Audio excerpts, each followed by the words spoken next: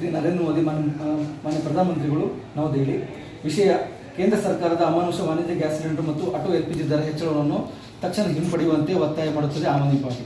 ಮಾನ್ಯರೇ, Aam Aadmi Party Vijayapura ಜಿಲ್ಲಾ ಘಟಕದ ವತಿಯಿಂದ ನಾವು ತೀವ್ರ ವಿರೋಧ ಮತ್ತು ಆಕ್ರೋಶದೊಂದಿಗೆ ಈ ಮನವಿಯನ್ನು ಸಲ್ಲಿಸುತ್ತಿದ್ದೇವೆ. ಕೇಂದ್ರ ಸರ್ಕಾರವು ಸಾಮಾನ್ಯ ಜನರ ಜೀವನವನ್ನು ತೀವ್ರವಾಗಿ ಹೊಡೆಯುವಂತಹ ಕ್ರೂರ ತೀರ್ಮಾನವನ್ನು ತೆಗೆದುಕೊಂಡಿದೆ.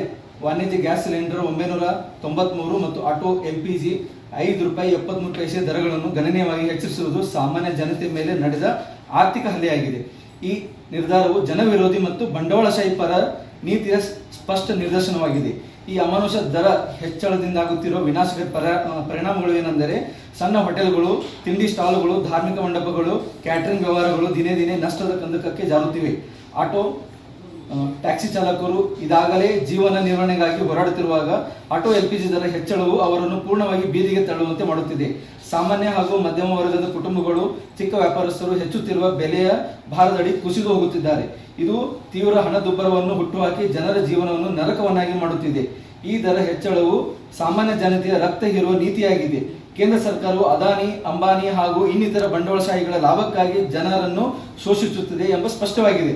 ಆಮ್ ಆದ್ಮಿ ಪಾರ್ಟಿ ತೀವ್ರವಾಗಿ ಒತ್ತಾಯಿಸುವುದೇನೆಂದರೆ, ವಾಣಿಜ್ಯ ಗ್ಯಾಸ್ ಸಿಲಿಂಡರ್ ಮತ್ತು ಆಟೋ LPG ದರ ಹೆಚ್ಚಳವನ್ನು ತಕ್ಷಣ ಹಿಂಪಡೆಯುವಂತೆ ಕೇಂದ್ರ ಸರ್ಕಾರಕ್ಕೆ ಒತ್ತಡ ಹೇರಲು ಜಿಲ್ಲಾಧಿಕಾರಿಗಳು ಕ್ರಮ ಕೈಗೊಳ್ಳುವುದು, ಈ ಜನವಿರೋಧಿ ನೀತಿಯ ವಿರುದ್ಧ ಜಿಲ್ಲಾ ಮಟ್ಟದಲ್ಲಿ ವರದಿ ಸಲ್ಲಿಸಿ ಕೇಂದ್ರಕ್ಕೆ ಶಿಫಾರಸು ಮಾಡುವುದು, ಜನರ ಸಮಸ್ಯೆಗಳನ್ನು ಗಂಭೀರವಾಗಿ ಪರಿಗಣಿಸಿ ತ್ವರಿತ ಕ್ರಮ ತೆಗೆದುಕೊಳ್ಳುವುದು.